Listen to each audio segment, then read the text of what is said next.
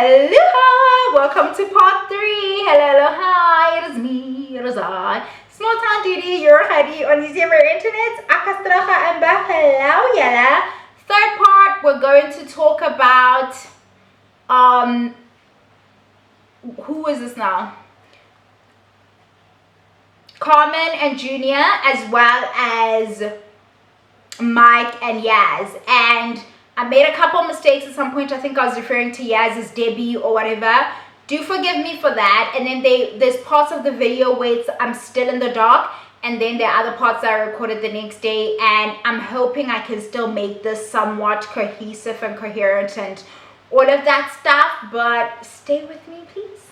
Carmen and Junior coming on board. Meet people like Carmen, eh? It's like when you have me siding with men, you really piss me off. They've been together for some 20 years. They met when they were very young and whatever. They have 3 kids, and they are on the mend or trying to mend their shit. He's a DJ. I don't know what she does, but yeah, man. And they are in therapy because they just recently got back together. They have a very young, did they say 6 months? I can't remember. But they were very young. No, they got back together when their son was 6 months old. They had the baby when they were still smashing, but they were broken up. They were on break, but they were like, cocooning and doing stuff. Then Yatwara and Junior was surprised. I swear to you, this grown man was surprised that he was still sleeping with his wife when they were separated, and she got pregnant, and that really surprised him. They already have 2 children at this point, so we're going to bold of us assume Junior knows how people get pregnant. They're in here to try and make it make sense. And I don't know if they're going to make it. I hate to be this person because children and stuff.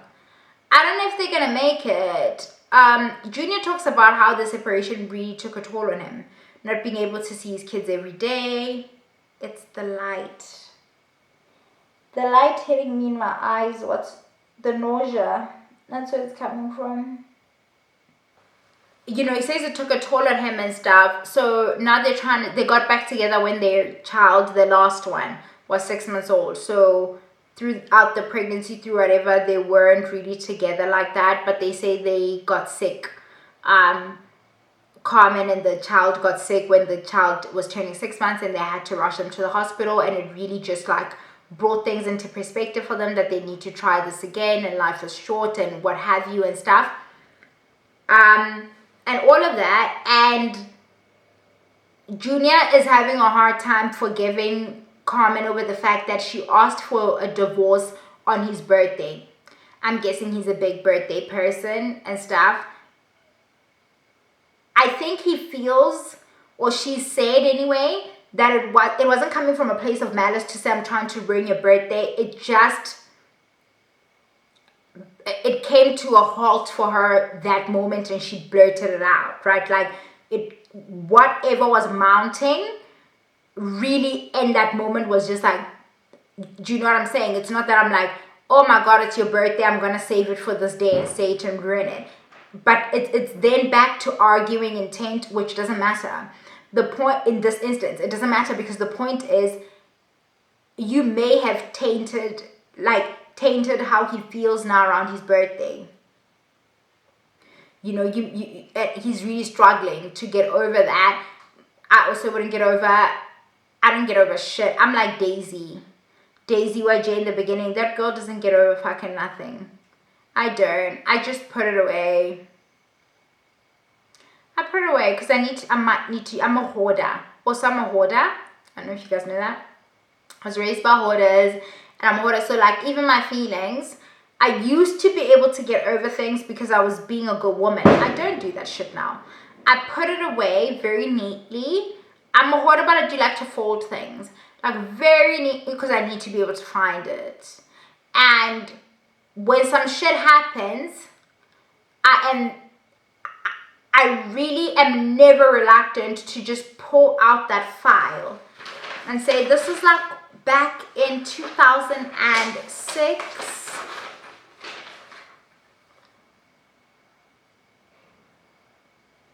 And I've realized it's in romantic relationships. When it's my friends, I throw it away. Because like the thing with men is that they need you to let shit go because they're doing something else next week. So it's gonna be too many things. So I don't think it's fair to expect people to throw it's like, this is a burn from well over a decade ago. There's a blister and then like a scab. Now there's a mark. Do you see I'm going with that? So even when you've betrayed me or cut me and it's an emotional scar, there will be a scab, there will be a thing. Expect no amount of bio oil tissue or bitch, I don't care. I don't care. And I think it's unfair for us to keep saying to people, and I've said it in some instances, I suppose it makes sense to say, do you know when it doesn't make sense? When a person does something similar to what they've done or the exact same thing, but you're expected to not draw the comparison in order to establish pattern. Like I can't say to you, you have a pattern of doing this. You did this here and you did now. It's like, oh, you're always dredging up the past. No, I'm trying. It's called pattern recognition, you dummy. Like I'm saying to you, do you understand? And also, I'm not sticking around long enough for it to be a pattern. That's the other thing about me. So the reason I keep it is that, and sometimes that's why I walk away, because I know I'm just not going to get over it. It's always going to be in the back there. It's always just going to bother me. So there's no point in me trying to be, I'm not moving past this. Sometimes when you're looking like you're having a very good day or a very good moment, I must remind you that you're actually a piece of shit. Like, yeah, I might be toxic. And I wasn't always, but I'm not working on it. I really think it's important that we establish that I'm not trying to change this about myself. I am okay with the way I am. I think the nice version girl of me would be so proud of the tit for tat bitch I am right now in my life. Love her, love her down. But anyway, arguing intention around Junior's feelings in terms, it just wouldn't matter. But him struggling there's nothing she can do. She can't go undo it and have it not be on his birthday. You know, she can try to make up for it on his next birthday, on the birthdays coming up, you know, but now it's like she's constantly in trying to clean up mode, clean that shit up. What pissed me off about Carmen? They have 3 kids already, I've said. He doesn't want any more kids. And I think a lot of it has to do with what he said about the turmoil that he didn't budget for. He could not have. What? You can't say I don't take this shit seriously. Guys, I was fighting for my life. None of you, not one of you thought to say, hey Rahadi, I think I was nauseated.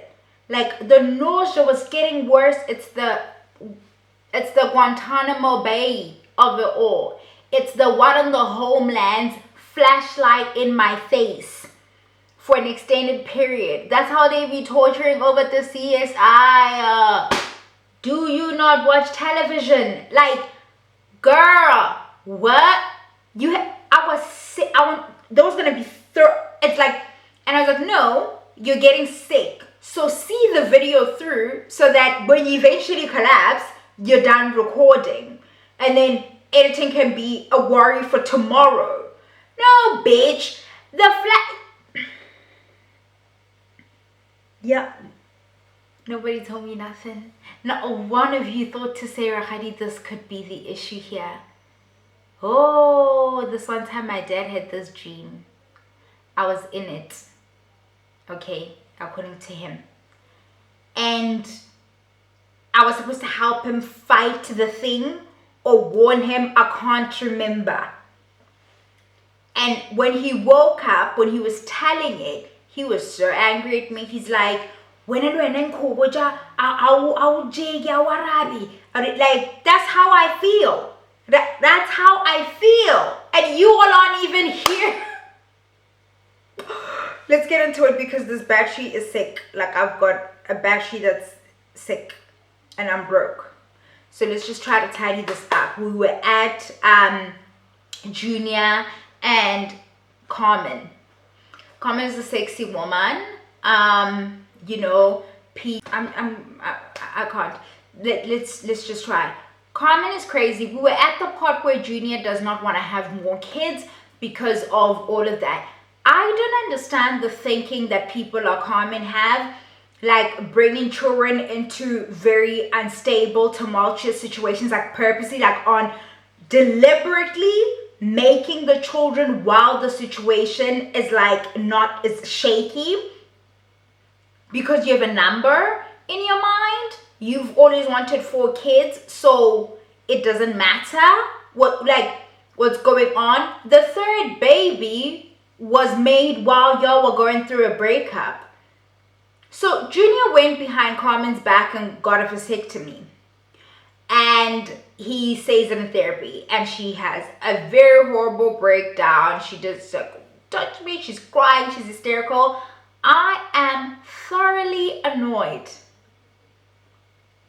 Annoyed. It's Junior's body. It's Junior's decision. They have children.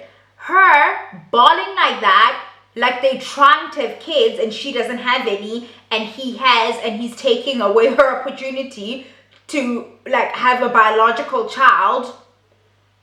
I mean, this woman is crying like she doesn't have kids already. I'm so annoyed. Like, I'm looking at her the whole time like, what is this about?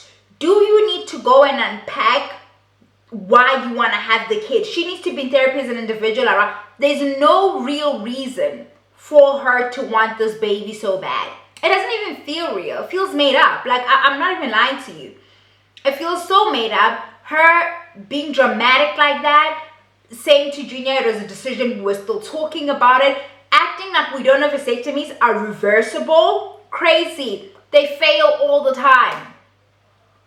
He still has to go back to the doctors. He got it done. He has to go back to the doctors and get his like sperm counted, see if it took, see if it needs a revision. There's so much to do still. And then the minute he decides that he wants to have more kids, they just reverse it. And then he has more kids. I was going to shower while I charged the other battery. This battery fell and it cracked. So it reads as full on the charging port, and I put it in here and it initially reads as full, then it says it's low, and then it dies. So I don't know. If it dies, I'm just gonna go shower and I'll charge the other one and I'll come back and finish this off because I'm really annoyed now. On top of Carmen annoying me. I think he made the decision. This is like, Carmen is my least favorite because now I'm having to defend like a man's like rights and his bodily autonomy, whatever, bitch. Like, but he went and did that. They agreed to free sperm, and he says he couldn't do. Such a liar. He's I couldn't do that. I didn't manage to do that. You didn't want to. He gives no explanation for it. Like, he doesn't say this happened and so they couldn't freeze my sperm. No. No. He just couldn't. That's all we know. You have 3 kids. Be okay, girl. Go on about your business. Go on. It just feels like you're chasing a number, or you think if you have the other one, it's really going to cement things and now you really won't leave. Or you've had this fairy tale of this number in your head and it's fucking up the vision you've had, girl. I don't know. But you look cuckoo crazy to the rest of us. You do. I'm telling you now, you do. Okay, I spoke to several people about this. They were all annoyed by you. And maybe I don't get it. Like, people just want another baby. I don't know what the, I don't get it. It's one of those, this thing is about to die. It's done the battery being low thing. It's one of those decisions in terms of having kids right along with you and get married. Like, it's one of those things where everybody has to be on board. One party can't just say they want a baby and then the baby's being had. And this is not the same as when you shoot up somebody's club knowing what could happen and then they decide to keep the baby. I'm talking about these people are in a marriage, they're actively having conversations about this, right? You understand what is going on here. And then we're not on the same page and it's still on the table, we're talking about it and what have you. If it's an issue of we're deciding we now want to have a baby, we should both be okay with that. We should come to that decision together as a couple. That's just how I feel about it. And he has every right. In the same way, if she maybe had the last baby and told the doctor to close shop, I would have supported her. It's her body when it's said and done. I know you're in that cult where it's like, oh no, we become one. You in actual fact fucking don't. Do you know how we know we don't become one? What's her name? Daisy gave birth, our first couple, and 4 hours after she had given birth, Jay went to get his arm tatted. Left her there, and then he says with his mouth, but I didn't have a baby. And when I say to you guys, all of this we had a baby shit is exactly that shit. Like, it's nothing, because these men aren't having babies, you are. Darlings, it is 2 days later that I sit back to try and finish this video because life kept lifing. The CIA almost got your girl. All you could do is watch.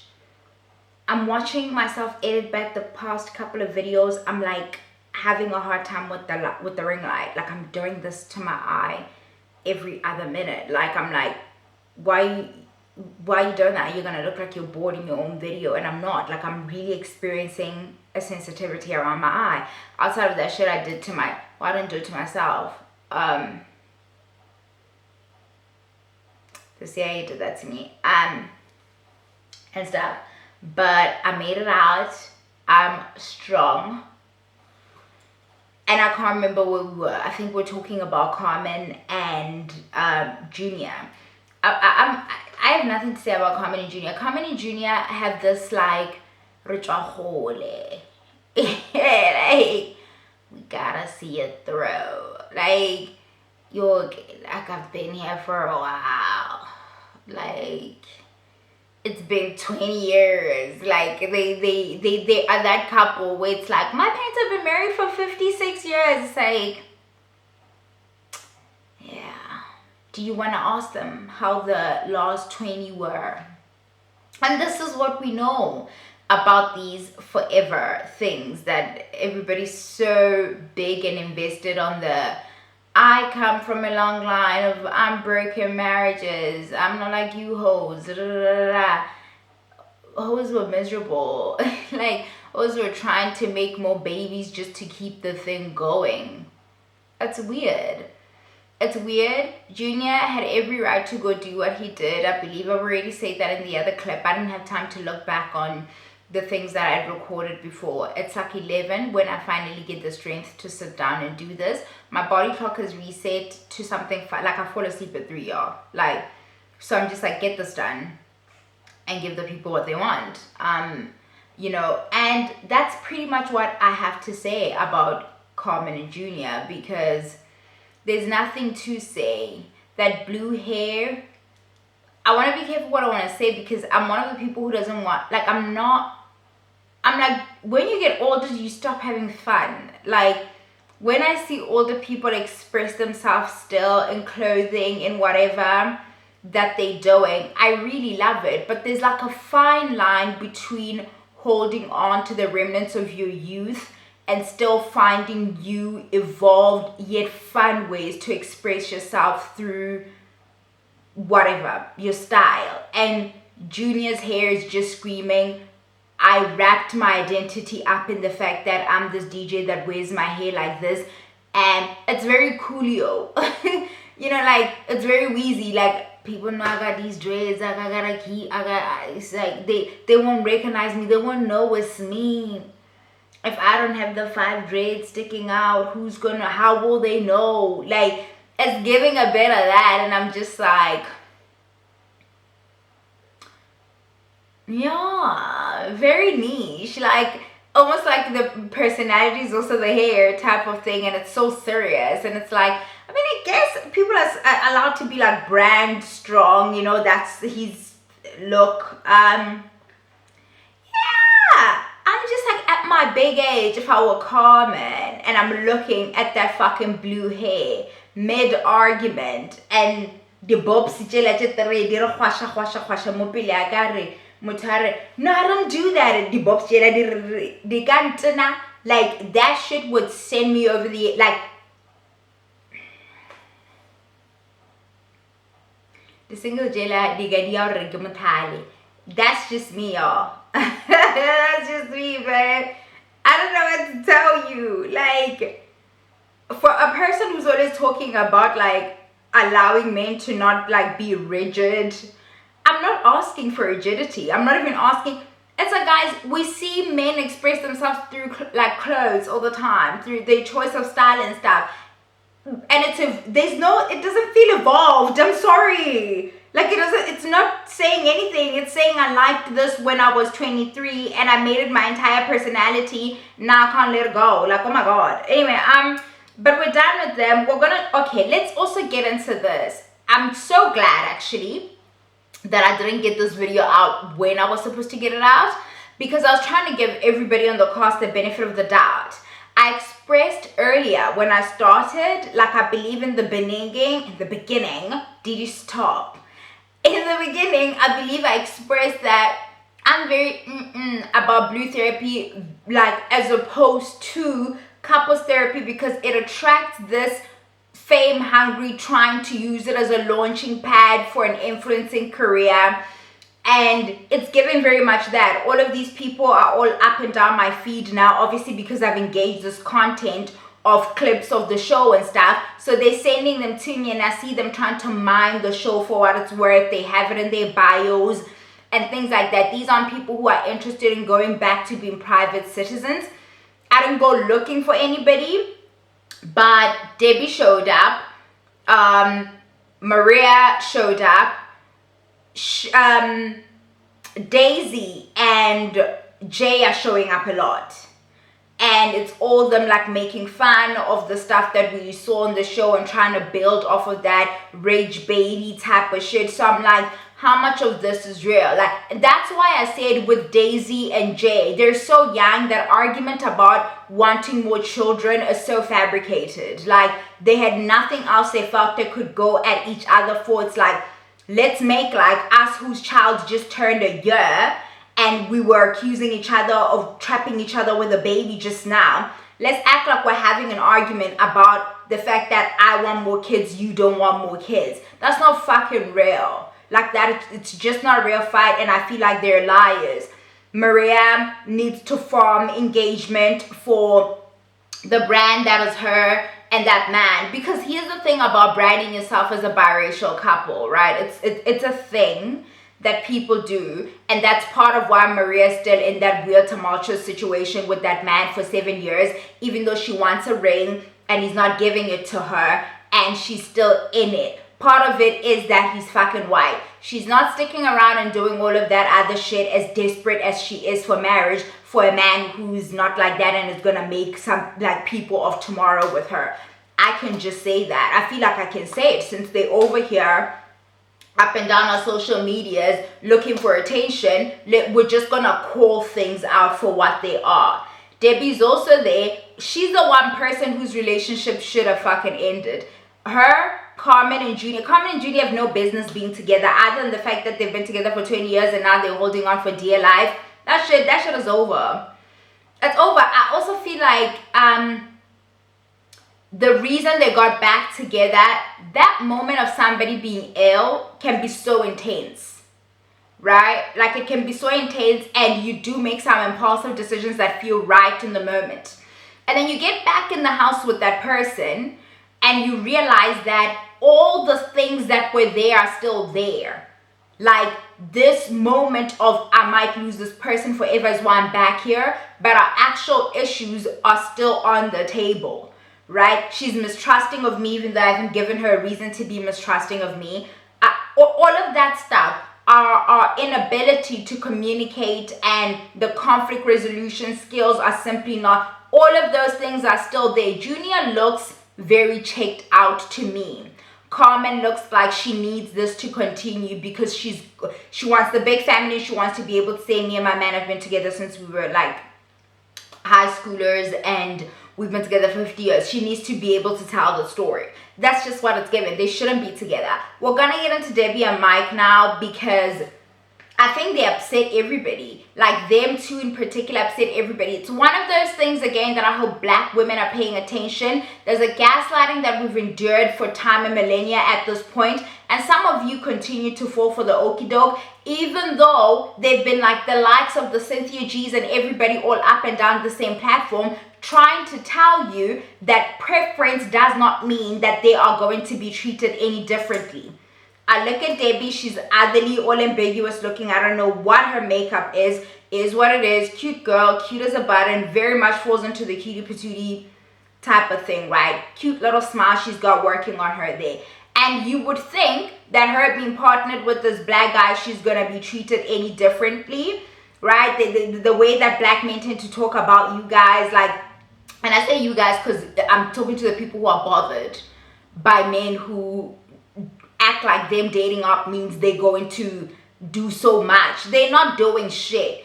Mike is over there with this ambiguous looking woman being a fucking bum, just like he was going to be with anybody else. It's the themes that I want you to pick up on, the lies that you're being told. Why you're contorting yourself, bending yourself all the way the fuck out of shape, trying to like be your best self, aesthetically like meet this standard and do that and do this because they're always trying to say things to us to make us feel a way about our phenotype and all of that shit. None of these bitches that get to deal with these losers are getting a different version of them, okay? Mike is a bum. A straight up bum who presents as a good guy. And the presentation of good guyness is how Debbie's still continuing to allow herself to be in this thing. I don't feel bad for Debbie. Do you know who else I don't feel bad for? That other girl who's on the internet crying about that basketball player guy who's got assault cases like as long as my fucking sleeve. What's her name? Amber or whatever. She's crying on the internet, snot and shit. She's only been married to this man for like 15 months. She's no fucking victim. You're no fucking victim, girl. Like, I'm sick of this. I am sick of this. Can you tell I'm sick of this? Like, you're not the exception. We've told you, girl. We've explained, like, for a while now that it's not going to go differently for you. When I look at Debbie, this is her bed. She's making it. She's got to lay in it. She's not allowed. Well, she can. There's always a group of you who's ready to hear that shit. She's not allowed, in my circle of the world, to come around back 3 years from now and be like, oh my God, it only got worse. Was there indication that it was gonna get better? Unless you and Mike are lying. Yeah.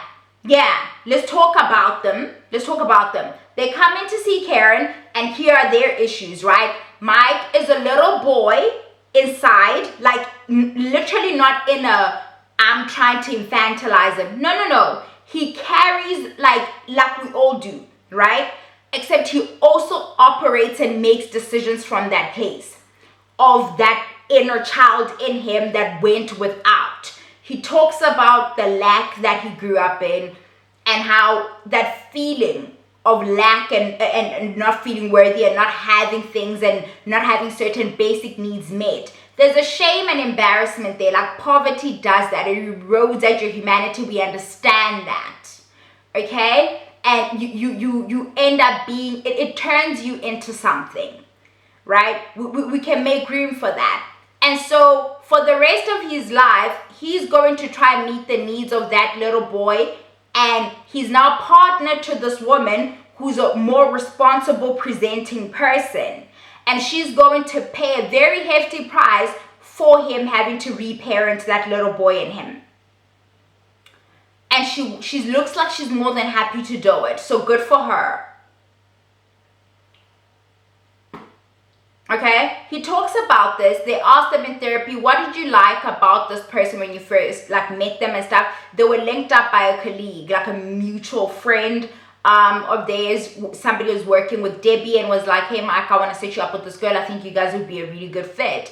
And Debbie's all like, yeah, he was like funny and stuff, and he was very like open and vulnerable. And I posted a story on my Instagram saying Mike was apparently such a transparent, open person. It's giving, I can't remember the exact term for it, but it's again that like thing of spotting that you are an empathetic person, or you are you guys love a sob story. You do, like we do. We do.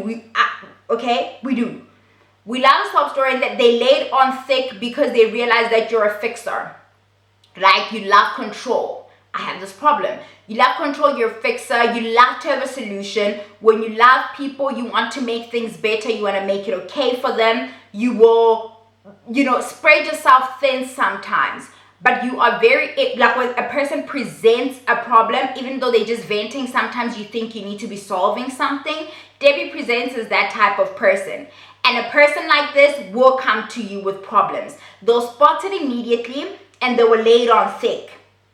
Only for the same person for later on in the session to talk about how he doesn't want to talk about his feelings. He literally used his life story, his circumstances as a child to manipulate her into this relationship. Now that he's got her hooked and he's fucking up, right? Spending monies he doesn't have, lying about things that have like consequences for them as a unit. Lying about those things. Now that he's in that situation and it won't serve him to be vulnerable, to be honest about what's going with him. He's scared, right? For his own selfish reasons that she might leave, right? Or my ego, or this is just a hard conversation, so I'm just gonna not talk about it. Now all of a sudden, he has a hard time talking about his feelings. You don't see the discrepancy there, Debbie? You're not seeing it, babe? This man, you guys, those of you who didn't watch, this man said that they were restructuring at the work, and that's just like a cute little term for retrenchments.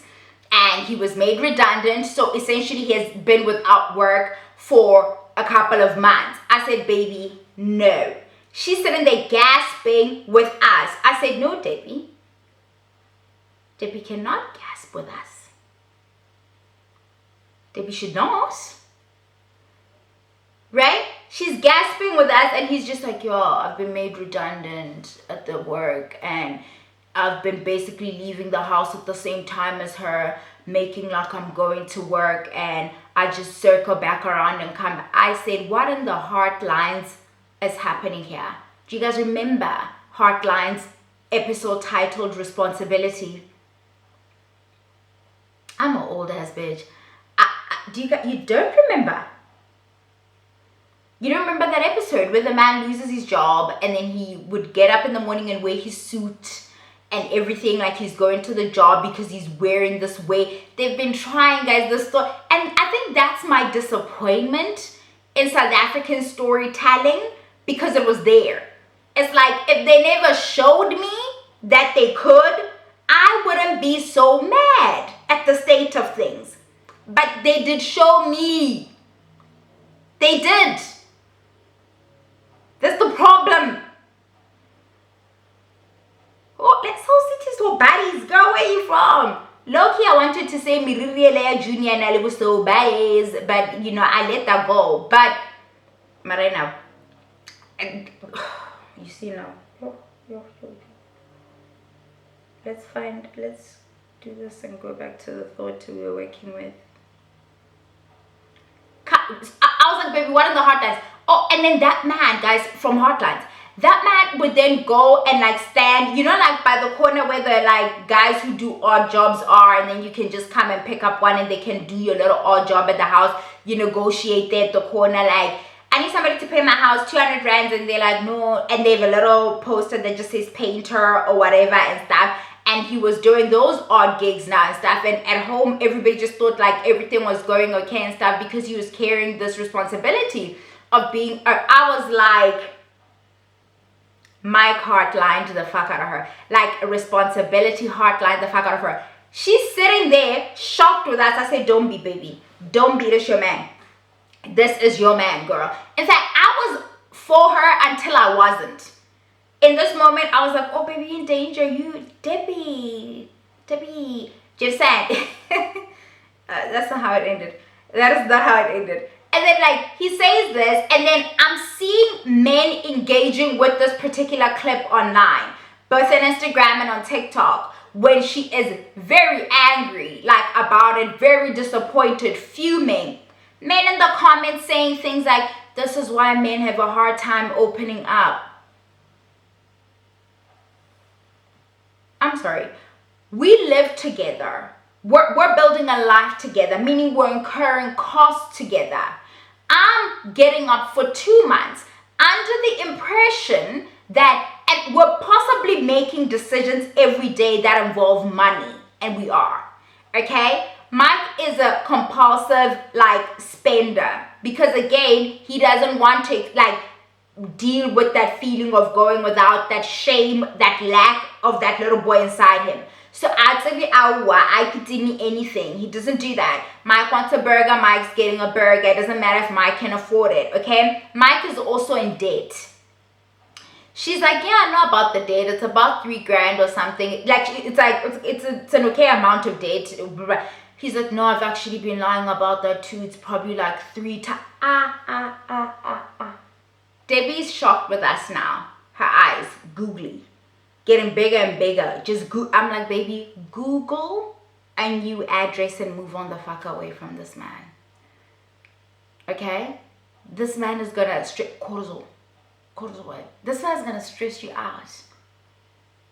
The men online are saying our reaction is why they don't want to open up. Like, men want to lie to you over a period, an extended period. And then when they finally run out of room, the chickens are going to come home to roost, you see. The lie is going to catch up with them. They want a lolly. Like when they go to the doctors, they want a little lolly and a staticky on the forehead for coming out and saying, I've been lying. That's what men think you're supposed to do when they finally tell you the truth. Not hold them accountable, not look for more detail, not get mad, because then that's why they can't tell you what they're feeling, because you get mad.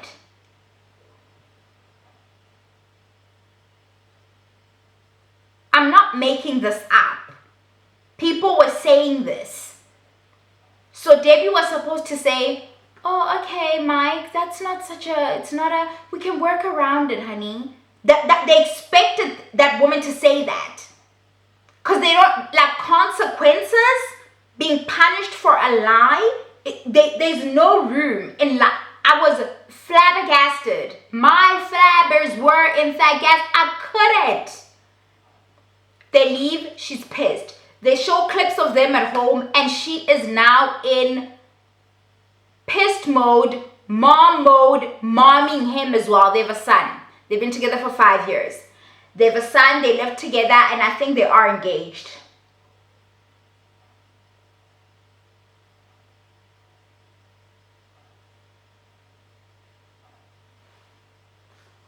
You all, have I been calling?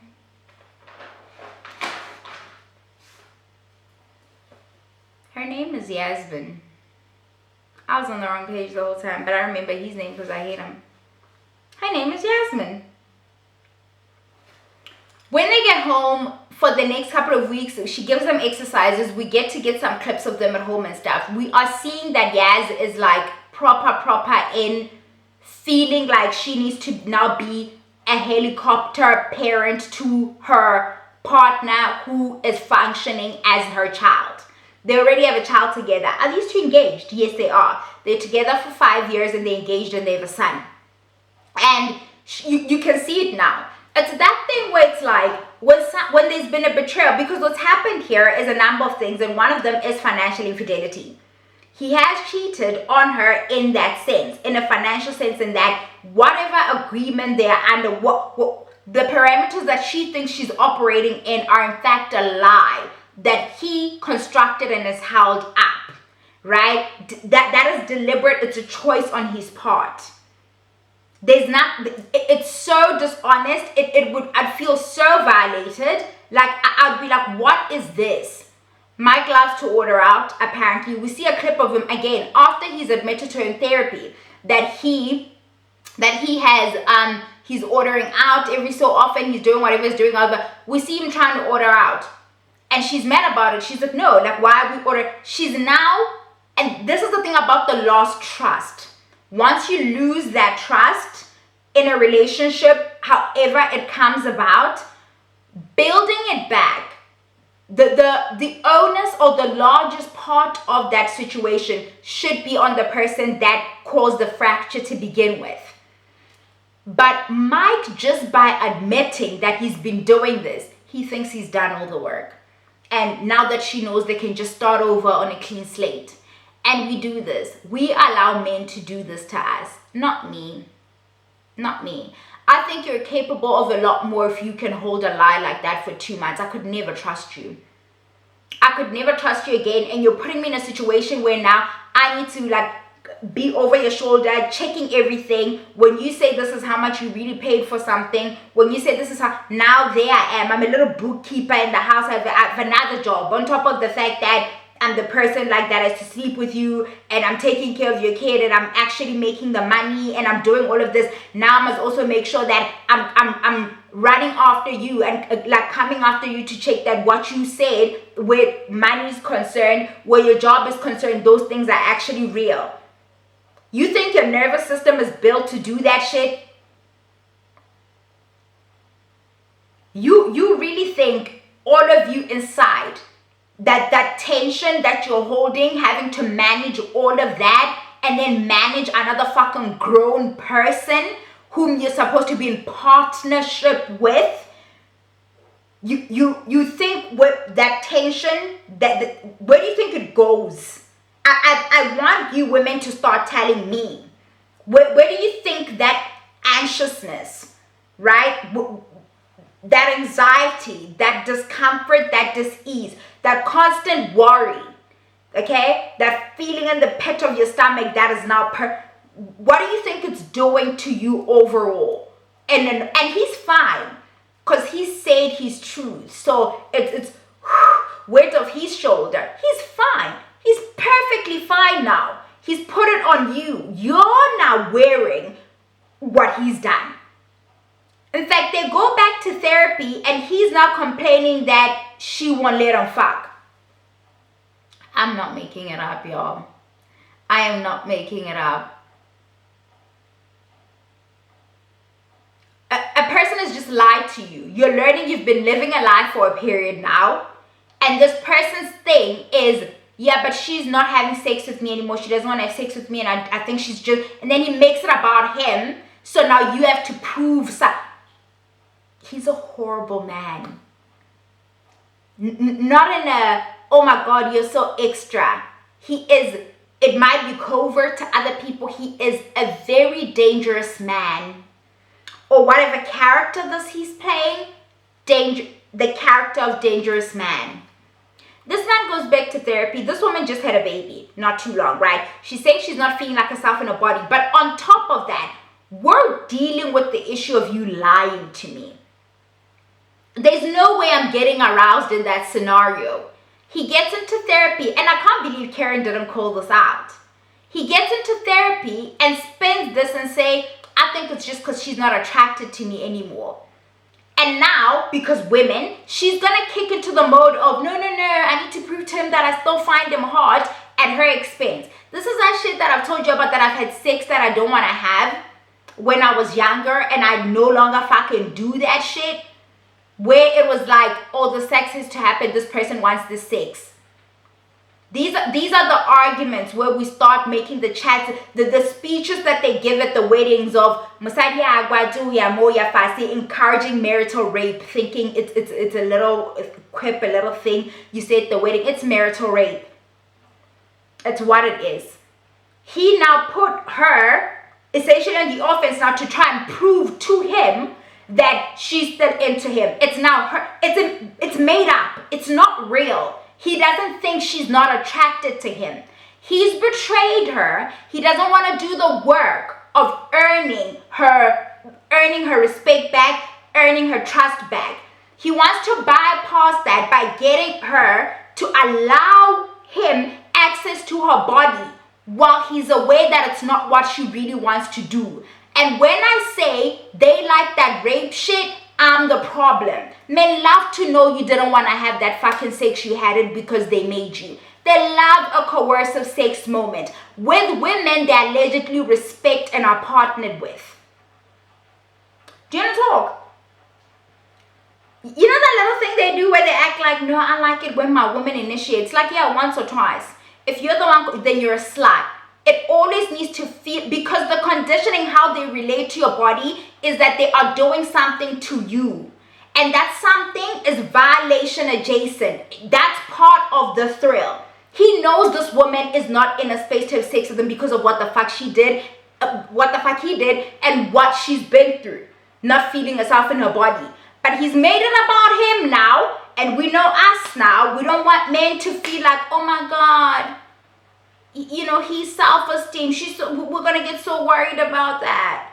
I need to reassure him while he does absolutely nothing to repair what he broke. It's manipulation at its best. It's if I can get her to agree to have sex with me, it means we're on the way to mending. They do this. They fight with you. I don't do makeup sex. I don't get wet. All that makeup sex, when I hear people talking about it, like when I was like younger, you're coming of age and you're learning this stuff. When I started having sex and I was in a relationship with a person and that upset me, the last thing on my mind would be, if we had sex, this would really make this up. What? Makeup sex makes zero. I'm not doing it. I'm too tense in the body. But then again, that's what you want, right? You want it to be a little bit like you're making me do it. And you're taking this thing from me. And I'm letting you. And you're getting to feel dominant. And it's an apology. It's a little sorry. And we've made up. No, the fuck we haven't. Makeup sex is one of those things from like romance novels and rom-coms that are just, they've done a number on the girls. I have a guy friend who doesn't understand the concept of makeup sex. He's like, I'm mad. We're not making out. Like, what do you mean? Like, no, we're not. Especially when it's serious. I'm not talking about like a little tiff over nothing where you realize that, oh no, I'm just heightened because of this other thing, and then you laugh about it an hour later. And like 3 hours later, you're in the bed and it's all done. I'm not talking about that. This man, and then we're talking about like women using sex to manipulate men. What is he trying to do here?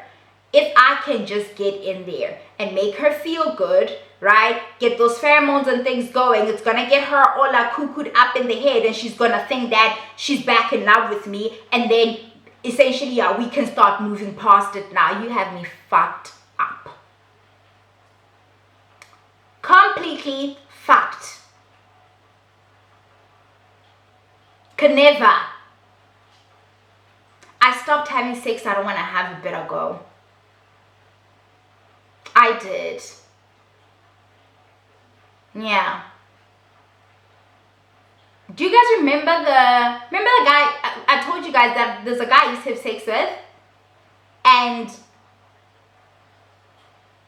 like we weren't together, right? And on the times where he'd want to link up and be like, hey, what you up to? I'd feel like I need to. Like, because I'm like, oh, it's like, it was giving very tit for tat. And it's like, oh my God, let me just go do this thing. Like, girl, what? Ooh. Bitch, you went through a lot right there. Goddamn. Anyway.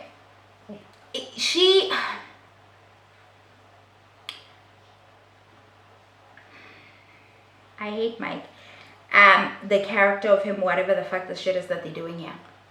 Mike also tells the story of, by the way, the spending is also linked to the fact that she far out earns him. Outside of nursing the little boy in him, she far out earns him and this is the thing about you guys. Stop setting people up with your little loser guy friends because you think they're funny and they're a good guy. If that man is not earning close to or doesn't have the earning potential to be around the same level as the person you want to set him up with, that is always going to be that goes up. You hoes know that. You know that. You know that they're fragile. All the men on the show have they all have their identity wrapped up in this thing of having more money than the person they partnered with and the ability to provide, except the white guy, because he's also, I don't know, he comes from one of these maybe egalitarian type European countries. He has an accent and I forget where he's from and stuff. White men do expect you bitches to work. They do. Good luck with that. But anyway, they do. They expect you to pull your weight and stuff. The black girls partnered with these people, we've learned are lying. We've been learning for a while now. I like to speak very plain about the biracial, what is it? What is it called? The interracial coupling situations. I'm so tired of all the lying around it and the, oh, love who you love. Shut the fuck up. Okay? Shut up. You can't ignore the politics of that shit. You just can't. And at least I won't do it. Mike says, no, this person linked them up. She's like, yeah, on our first date, she came in driving a Q2 and I had like my beat up little Corsa. And she's like, yeah, but I didn't value you by way of that. Like, I never even said anything about it, never even paid attention to it. You girls should stop this. You absolutely should stop this. Especially if it's one thing, and like age and where a person is and all of that's why I mentioned the potential, right? The ambition as well. Or it's like so layered to say, if you can tell that you're going to be holding up the weight of things financially, it must correspond to how safe and secure this man feels within his masculinity by himself. If it's shaky, if he's still wanting to play the role of like, I'm the provider, I'm the head of the household, while very clearly, it's very clear that he's not ever going to be able to fulfill that role as per this like delusion that they have. If you can see that, you need to leave him be. He needs to go get a girl on foot because he's driving a Corsa. She'll like that he has a Corsa. Do you see what I'm saying? He's not the one for you. He has to be very secure in his masculinity and his other attributes and what else he's bringing to the table. In today's society where women are earning the way that they do, I'm not the biggest fan of saying to women, oh, your man must just out-earn you. But the truth of the matter is, even when women do this, look at what's happened to Yaz, where they try to value the man outside of it's your view of him, right? You are valuing him as a whole thing. He's kind, he's making me laugh, he's a good listener, he's in touch with his feelings, he's gonna be a present dad. You are like evaluating him on like a broader type of scope, and he's pigeonholed himself, okay, as per like patriarchy and toxic masculinity through this very specific thing. So it doesn't matter that your view of him is this. If his view of himself is this, that's what you're fucking working with.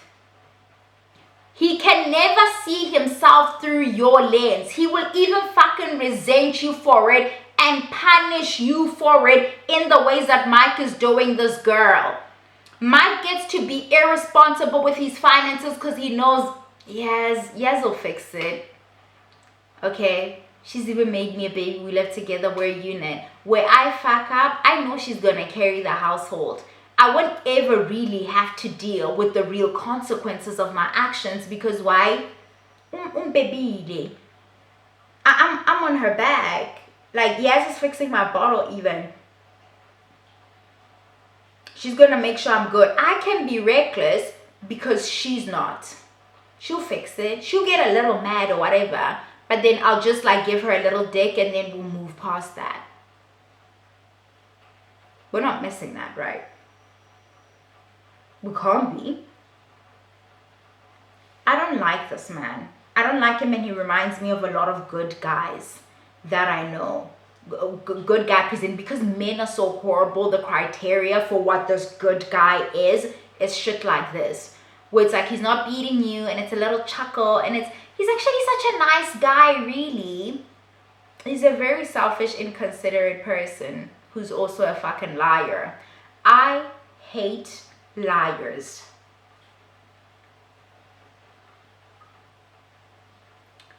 The way I hate liars are dangerous, and the way we want to talk around liars being dangerous is concerning to me. The lies people tell are dangerous. Us simply saying things like, nobody will believe that. Look at what he was able to get away with here over a lie. This man will lie to her for the rest of their lives because she let this very, very, very relationship altering break. This to me is a deal breaker. You're not lying to me about money. That's cheating. That is infidelity. You are not lying to me about money. We're breaking up, bitch. Okay, street. I don't know. Oh, you're just saying that. Wait until you're in the scenario. Also, when you have a child with somebody, it's not that easy. It's precisely because you have a child with somebody that lying about money and lying, jeopardizing the thing we're trying to do here with this innocent life that we've brought into the mix. That's why the stakes should be higher. I don't understand why, the things you require of a man become less when you have another person involved. When you've made a child, all of a sudden you can't just leave, because no, you absolutely can. Because now what happens if you guys decide that you're putting your child in this particular school because we have like 2 incomes in the house? And that's the shit that I'm like, when we minimize like these things, do we understand what could happen here? If Yaz is not looking at the situation of, I'm going back to work, this is how my child care is. And if I'm handling this, then I know that Mike is doing the groceries. When we're budgeting for do you see what could happen here? The child is now in private school. They're now accustomed to a certain life. You weren't even, you just didn't plan. You just didn't tell me like a normal person, like, listen, they're restructuring their work, and then we start accordingly moving things around like a couple. Not you. No, not you. This is not a person you can plan and build anything with. This man goes and test drives a Q3.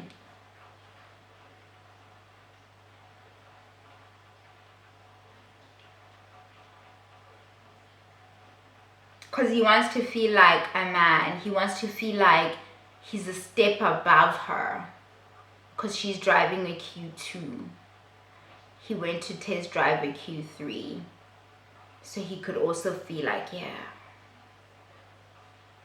From test driving. Oh, Nkosi. Oh, Nelson. Do make me the fuck now, bitch, because I can't. He's like, yeah, she came in with the... I couldn't believe what was happening here. He's like, is it a severance package? His redundancy money or whatever has come in. They're back at their last session. And he explains that he paid off some of his debt, but not all of it, because he's enjoying seeing the large sum of money in his account. It's a new feeling to him. He's never experienced that, so he loves to just go and see it. and look at it there and be like, yeah, like type of thing. Valid. Also pay off your fucking debt. He doesn't have to. Jasmine's gonna do it. Or is it Yasmin? Girl, I don't know. It's Yaz. It is Yaz. It's not a J. It's a Y. Yaz is gonna do it. She'll do it. Even if not directly, somehow indirectly, she will carry a bill in future because he's busy working off his debt. It will come at this is her bill. I don't know if she knows it yet. He's like, yeah, I went to test drive the Q3 and I felt like I could just walk off the lot with it, but like, you know, I made the grown decision to not make such a reckless decision, and that decision in itself made me feel very like manly, very, it's like, oh, it's so cringe, you guys. You guys are dating like grown men who are still trying to figure out what that is. These same men are turning around trying to make like we're the ones that find value externally. Men love to do the song and dance with us, shame us and all of that stuff, but all of their validation and the only ways that they become like feel secure in themselves are like, we're back to the intrinsic shit. They don't have it. Their entire worth is attached to an external thing. That here we have an example, because when we usually say you don't realize how much control you actually don't have over this thing that you have your entire identity wrapped around, your ability to make money. You could, we say it all the time, you could find yourself redundant in the morning. Okay, anything could happen to you. Who are you then outside of that? What value do you bring to this family structure when you aren't able to play that role? You don't know, because you think it's this abstract thing over there. It's not going to happen to you. It's the same thing with Jermaine. If Demi's able to go back to work and build her career back up and starts to earn back up again, he's going to start feeling like he's not enough. If his business takes a little bit of a tumble and she's earning more and stuff, his whole identity is wrapped up in this, I'm making money, I'm the big dog because I'm making this money, I'm providing, all of that stuff. That stuff is a house of cards. It's always that. And it's not to say don't plan. It's not to say making sound financial decisions and investment is not the way to go about things. It's to say shit still happens. But again, they don't want to hear it. At least they don't want to hear it from women. That's why I don't even care to be doing this little song and dance with them. Yaz and Mike sit down in their last confessional and they tell us that we're pregnant.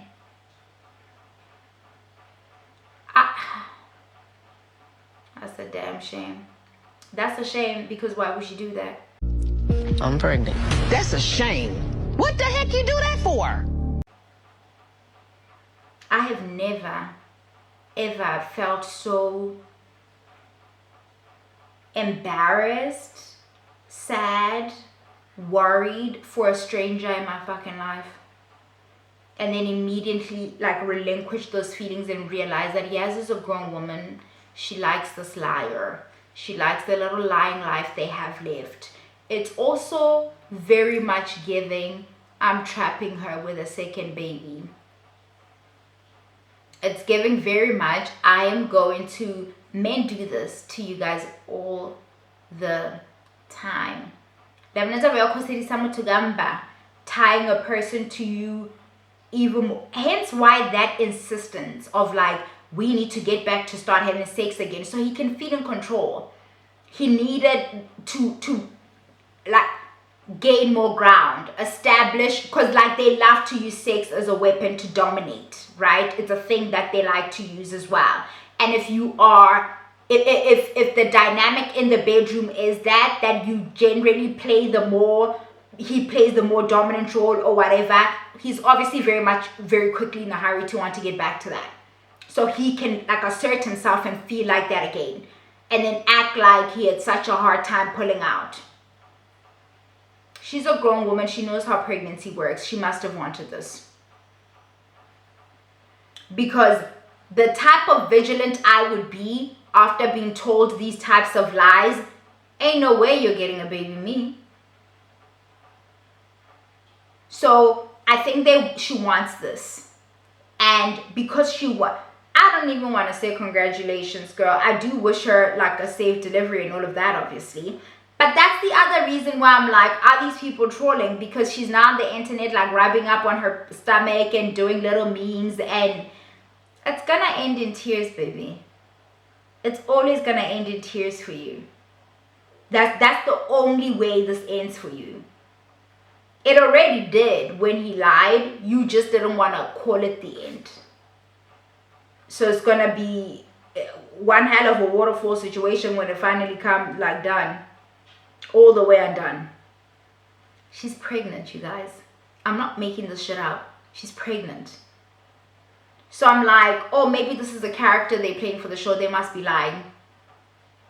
They must be lying. Like, he must be making all of this up and was like, no, babe, I want to give us this opportunity. Because why would she be pregnant after all of this? The other thing we should talk about as I wrap this up is that these reality shows, the Love Islands, this, are not the launching pad that people think they are. I won't care about any of these people.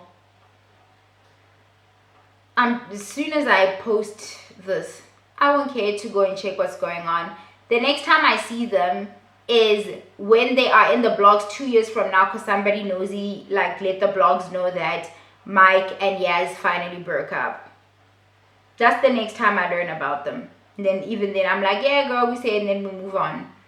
I've yet to see anybody really like, where are the people from the blue therapies of the last seasons?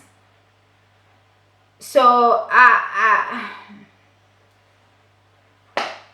very bored with all of this, because